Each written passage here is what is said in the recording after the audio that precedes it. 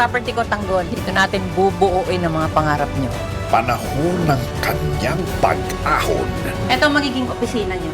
Tanggol, sukatin mo na yung buwan mo. Bagay na bagay ka dyan. Pagbabayari ng makasalanan. Benny, bakit malungkot ka? Wala na si Camille.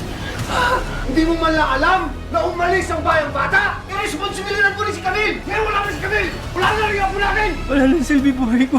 Wala na. Paano magsimula? Alam ko hindi ka nagkulang sa kanila. Hindi ko akalain na mangyari kay Ate Camille to. Ang lakas ng kutok ko eh, na hindi aksidente yung nangyari kay Camille. Sisingilin ang may atraso.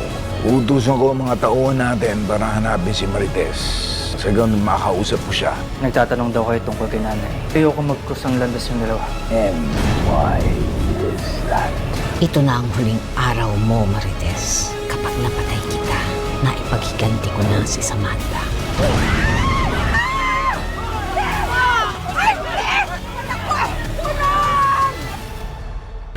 Manda ka na Ngayong mag-iiba na ang mga buhay nyo, dapat mag-iba rin ang mga katauhan nyo.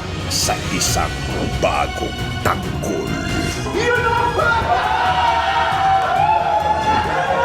Ang laki po pala ng lupain niyo. Sana nga po, boss, mangyari rin po sa akin yung nangyari sa kapalaran niyo. Makakabili ka rin ng ganito, Tanggol. Baka mas malaki pa. Ito na magwawakas ang kahirapang pinagdadaanan nyo. Basta itong isipin niyo, pag bumalik tayo sa lugar natin, tinitingala na tayo. FPJ's Batang